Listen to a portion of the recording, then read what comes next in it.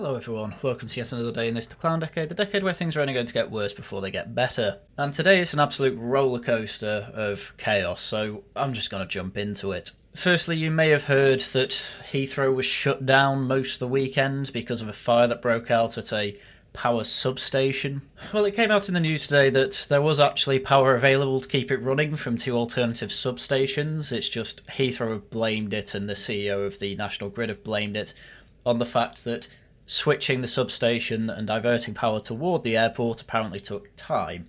The thing is, though, is that airports typically have their own backup generators, and this is where the chaos really ensues. So according to Richard Tice, the Deputy Leader of Reform, he said that he had been told by industry experts that the airport changed its backup system from a diesel generator to an environmentally friendly biomass version. And he said the biomass generator appeared to have failed because it was designed only to work alongside the national grid and not independently if the grid was shut down. The T2 Energy Centre at Heathrow, which opened in 2012, heats Terminal 2 and 5 using 25,000 tonnes of wood chips per year sourced from sustainable forests in the UK. In other words, they chop down trees to turn the wood into wood chips instead of just using diesel because net zero. I assume because they replant the trees and they're supposed to eat up the carbon dioxide again. Anyway, Heathrow itself said that diesel generators couldn't power a whole airport. I have my doubts about that, to be honest. But the net zero stuff's actually true. Heathrow had a net zero plan that it published back in February 2022. And, well, this is directly what they said about their backup system. So, standby generators currently operate using diesel as they need an independent power source to maintain resilient operations. They are used predominantly as backup power for airfield ground lighting. We're investigating renewable-based alternatives that can still meet the stringent performance criteria for such safety-critical airport assets. And, well, this is the whole point. They are backup power for airfield ground lighting so that you can at least get airplanes to land because they might not have any alternative. Well, nothing could take off or land for, I think it was a 24-hour period. That is an absolute disaster, and according to their own net zero plan, the intended use of the backup system is to at least have the ground lighting working, and it sounds like that wasn't working with this wood chip fire generator. So it turns out Richard Tice isn't particularly wrong about this. I didn't see him say that it could power the entire airport, and I don't think that was the claim. However, clearly it's there for critical infrastructure. Clearly the backup generator wasn't working. And anyway, as Matt Ridley points out quite nicely, it wasn't just Heathrow Airport that lost power, it was the entire surrounding area. And the data centres were actually working fine with their own backup, which data centres also take an absolutely phenomenal amount of power. Heathrow clearly had insufficient backup, and it has boasted prioritising green investment, which I've just gone through, and so it presumably wanted to avoid investing in a diesel backup, and, well, isn't this just point made with net zero? And I would largely agree. Yes, it is. Anyway, that's enough about the airport, on to Rachel Reeves. Because from my purely I am fed up of my tax money being wasted side of things, we're getting some good news. Rachel Reeves to announce £1.5 billion cuts to the civil service. Rachel Reeves is expected to use her spring statement on Wednesday to reveal reductions in administration budgets in an effort to balance the books. So there are going to be announced plans to make a 10% reduction in the administration budgets for civil service departments, which covers back office functions. These are said to include roles such as those in HR, communications and policy, but not those in frontline services such as prisons and border force. Honestly, that's probably best. Most admin work should probably be being automated by now, especially in the civil service, where they're still using fax machines in some cases. The savings will amount to around £1.5 billion by 2028 to 2029, almost 10% of the civil service's entire £16.6 billion annual salary bill. Reeves is under pressure to cut spending to meet the borrowing rules she set herself, and also, let's not forget you have to tax all these people more from the employer's side with the national insurance contribution, so well done then. And she confirmed to the BBC that she is going to cut back office functions and administrative and bureaucracy functions. Very good. The size of the government increased massively during the pandemic. That was 5 years ago, but the size of the civil service hasn't come back during that period. So now we need to make sure that we do realise those efficiency savings so we can invest in priorities, which I'd rather just have less tax, to be honest with you, but there we go. A smaller civil service is obviously a better civil service. Anyway, the unions aren't happy. Rachel Reeves to risk unions' wrath with 50,000 civil service job cut. My God, it should be double that. Chancellor's plan to slash £2 billion from government running costs could mean the loss of 5 times more Whitehall jobs than previously planned. Oh, can we put that to an even 10? And well, to be fair, this isn't just a Rachel Reeves problem, because at the same time as this 50,000 jobs cut, the other ministers were also drawing up plans for wide-ranging cuts to other government programmes as they attempt to meet broader Treasury saving targets. Bridget Phillipson, the Education Secretary, has suggested cutting school spending by £500 million and ending universal free meals for infants. Oh my, that's... oh no. Why is she trying to starve the babies? The funniest part I find about that is the whole point of the VAT on private schools was to raise money to pay for public schools and to keep affording things like that, and that's having to be axed because the VAT isn't bringing in money anymore. She has also offered to axe funding for free tampons and other period products in schools, as well as dance, music and PE schemes. Okay, we'll keep the PE schemes, but I didn't even know schools offered free period products, but there you go. Why is she making our young girls suffer going through a tough time in their life? That'll be the average argument. Ministers are also understood to be planning to cut thousands of jobs as part of an overhaul of Britain's rail system. Unions pledged to fight the cuts, claiming that they would damage public services and mark a return to austerity. No, spending has only gone up. Spending has gone up, taxes have gone up, and there's been a hell of a load of borrowing, more so than was done under the Tories. No, this is not austerity. This is them realising that they've screwed up and that actually there is such a thing as the Laffer curve. The impact of making cuts will not only disadvantage our members, but the public we serve and the services they rely on. I don't believe you. Fran Heathcott, General Secretary of the Public Commercial Services Union, said. She claimed that the cuts were arbitrary and warned that they would meet a lot of opposition, not just from unions, but the public, who will be affected by the cuts in the services they receive. No, I want more of my money, please. Anyway, the unions have not ruled out strike action. Great. It wanted to see the detail of the government's plan before responding. Dave Penman, head of the FDA union, which represents senior civil servants, said the new savings target could not be achieved by reducing the headcount by 10,000 or simply from back of office functions like HR and comms. He said a reduction of that scale equates to around 10% of the entire pay bill for the civil service, so these cuts will run deeper across government departments. Slash it. We have yet to see plans for how they will achieve these savings or whether ministers are prepared to face up to the consequences of the inevitable impact they will have on public services. Yeah, everyone agrees public services suck though, so what do you want? Hell, it feels like every city, almost every council is trying to reduce bin collections. Do you think people aren't already used to reduced services?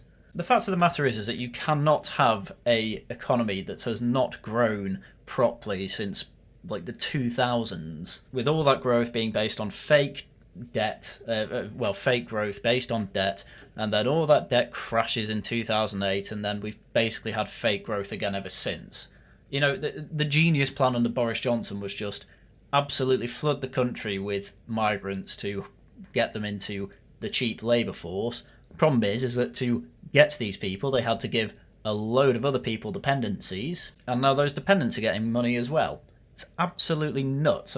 We'll get into how also there's some scamming in the system, but first, obviously, it's not just the civil service that's being cut, but also disability benefits, which I've gone through before. And I'm not going into this properly, but my God, the establishment is going very cringe on this. So here's a clip from the last leg. I'm not going to make you listen to this absolute garbage fire, but the whole song is basically just complaining that PIT payments are being frozen and that it's going to be slightly harder to get.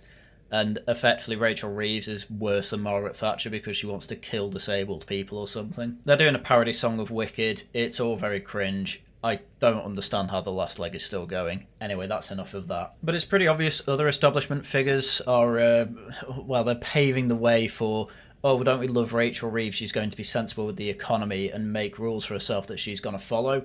And now trying to say, maybe she should break those rules. It is pretty nuts to me how the inevitable consequences of not being able to spend frivolously has had to negatively affect some people because it turns out we've been spending frivolously under the Tories for so many years. I'm not even joking about that. Anyone who says we've had austerity at all over the past 2 decades is basically lying to you. You could technically say the Tories did it, but they only did it through raising taxes to reduce the deficit. When it came to spending cuts, overall in real terms there was only 1 year of spending cuts, and that was 2013. The rest of it, and even then, it was a cut by a few million. It was basically stagnant, and then you hit COVID, obviously, and it ramps right up, and it's not gone back down again. And this is what Labour have inherited, and they wanted to pretend that they could do better, because it's so much easier to say this stuff in opposition than actually do things. Anyway, The Guardian go into the flaws of the current fiscal regime, and they said the 8 changes to the rules since 2010 indicate the difficulties governments have found meeting them. One criticism is the influence of the OBR's forecast, which change as economic pictures develop. Before the last election, the Institute for Government warned the UK's fiscal framework is incentivising bad policy decisions shaped by short-termism and fictional spending plans that does little to promote fiscal sustainability. Do you know who said that? Liz Truss said that. Fixed spending targets tied to a movable forecast were a recipe for trouble, it said. A second criticism relates to the National Institute of Economic and Social Research and calls it a flawed set of rules. Meeting a debt rule is tricky when the cost of the debt fluctuates daily. Predicting tax receipts 5 years ahead based on the likely rate of economic growth makes the task harder, especially after it shrank last month. Why, ask many economists, would the Treasury allow small changes in the outlook for debt payment and GDP growth, which can quickly reverse to trigger short-term cuts in spending? It's pretty nuts how all these criticisms are effectively saying, we should probably actually start treating government finances a bit more like a household, where maybe money should be set aside in case of emergencies like this. I don't know. So how might the flaws be overcome? Many economists want to budget framework to stay, setting out how the Treasury manages the government's finances sustainably, but for the targets to be junked. It might sound like a way of politicians to escape scrutiny, but the goals are widely disliked, and they're always nonsense anyway. Moreover, there is scepticism that investors or voters want long-term policies to be cut or reworked to meet a temporary shortfall en route to meeting a target. Yes, well, the people are idiots. What's more to say on that? It's good to have a golden rule, says Professor Ian Begg of the London School of Economics, but basing projections of public spending that are in turn on forecasts of economic growth and debt cost is heaping one interpretation on another, which is nuts. Again, who was saying this sort of thing? Oh, Liz Truss was.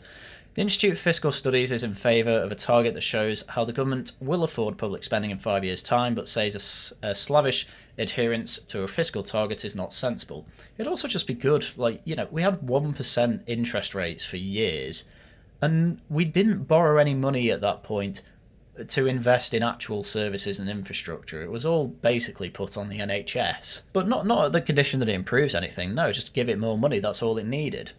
It's got more money than ever, and it still sucks. It's crazy, that. Anyway, if you thought all that was bad, wait till you hear this.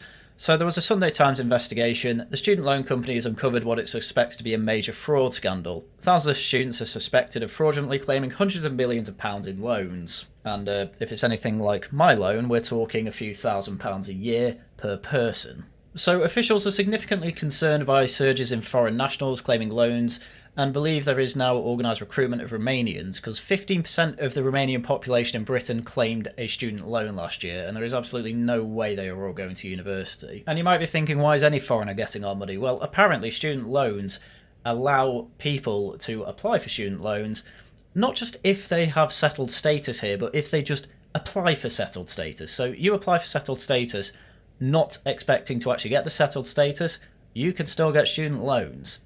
Yes, we are that mad. We also have obtained leaked loan data and documents, lifting the lid on scale of abuse, and shared our findings with the Department for Education. The Education Secretary said revelations point to one of the biggest financial scandals in the history of our university sector. Many of the students suspected of fraud are enrolled at so-called franchise providers. Fraud by students has been identified as 6 franchise providers, including the Oxford Business College, which is also now under investigation by the Department for Education. It's just nuts. And altogether, there were 270 fraudulent claims, amounting to about £3.7 million a year. That's more than £2.8 million that was suspended and saved by the student loan company, but 843,000 was lost. So nearly £1 million just by one college, and there were probably more. So great, good work. The thing about the Oxford Business College is that it was basically incentivised to do fraud by the Tories. So Oxford Business College has at least 3 partnership deals with accredited publicly funded unis. Every new student admitted under these deals means tuition money for both the college and its publicly funded partner, and this has created huge incentives to enrol students. Former recruiters and interviewers recalled. Recruiters known as sales executives said they were paid based on how many students they enrolled, and some students who struggled to speak English were admitted, according to more than a dozen students and former staff members. Even applicants who plagiarised answers on admission tests were given a second chance, or at least in one case put forward for admission, according to internal messages among the interviewers who tested the applicant's English. He copied and pasted his answer from an online source. One interviewer wrote in a text message to his supervisor, "Pass him," she replied. Many students said they were happy with the chance to learn business principles and improve their English, but others wondered how they would repay their loans and whether the school was adequately preparing them for good jobs. I wouldn't worry about that. If you're on plan 2, you just go abroad for 4 years and you don't have to pay it back, or you just wait 25 years. Interviewers questioned whether, with such a lenient approach, the students they passed could benefit from an undergraduate education. And not only that, but obviously they get in, they applied for settled status, and then they get student loans. It's just nuts. It's crazy that this has been allowed. And again, this happened under the Tory government. This article's back from 2023, sorry, but that's still under the Tories, you know? It's not good. Anyway, in even more depressing news, migrants will be put up in hotels for years yet, Treasury admits. The hotel bill for asylum seekers is £5.5 million a day, so the Home Office has been ordered to cut costs and crack down on companies profiteering. On companies profiteering? Of course they're going to profiteer. Again, public sector payments tend to go like this, or contracts go like this. Hello, how much money would it cost to house these asylum seekers? Hotel owner, I don't know, double what I'd usually make in a month per month. And obviously the public sector just go, oh, all right then. There's no negotiation or anything like that, because at the end of the day, they've taken your money and there's no value to it because they've just taken it off you. They don't need to earn it. They just need to fill up their budgets so that they get more money next year. The incentives are all screwed. So a Treasury document setting out its plan said that global instability made it inevitable that illegal migrants would continue to come to the UK, so demand for temporary accommodation for them would endure, especially as there were other pressures on housing supply. Just a nuts statement, isn't it? There's global issues, therefore there's definitely going to be more illegal migrants. We don't have to keep them, is the point here. However, it said that the government's commitment to build 1.5 million homes in England by 2029 would help reduce the use of hotels for asylum seekers. Well, because they're going to be using homes instead. Are you kidding me? That's why they're building homes, according to the Treasury, to house asylum seekers, or illegal immigrants, sorry, let's use the correct language here. So the document published by the Treasury's new Office of Value for Money says companies contracted to find hotels for migrants have made record profits in recent years, leading to accusations of profiteering. Yeah, because you're just okay contracts. Like idiots. What more is there to say? It pointed to research by the Institute for Public Policy Research, which found that the cost to UK taxpayers of each asylum seeker has increased from £17,000 to £41,000 between 2022 and 2024. Oh my goodness. How is that defensible by anyone? There are 8,000 more asylum seekers living in hotels than when Sir Keir Starmer pledged during the election campaign in June last year to end asylum hotels, saving taxpayer billions of pounds. And now we're being told that by 2029 there will still be more people and it will cost us more. Thank you for that pledge, Sir Keir Starmer. I'm shocked that you lied to us. Anyway, that's the much lesser problem of illegal migration. The results of legal migration keep popping up as well, and there was another horrible event this weekend. This is a clip of a party at a school that ended up being raided by some knife-wielding youths, and the only comment I will make on this is that it is quite ironic that this video would come out the same week that the whole country is obsessed with the Netflix show Adolescence. Anyway, 2 teenagers stabbed after dozens of youths storm school hall birthday party in East London. 2 teenagers stabbed here. 2 of them. And apparently the common wisdom now is to simply get kids off smartphones, which I'm not gonna lie, I am actually for that. I don't really think kids should be on smartphones or on social media until they're at least 16. But either way, that is nowhere near to solving the problem here.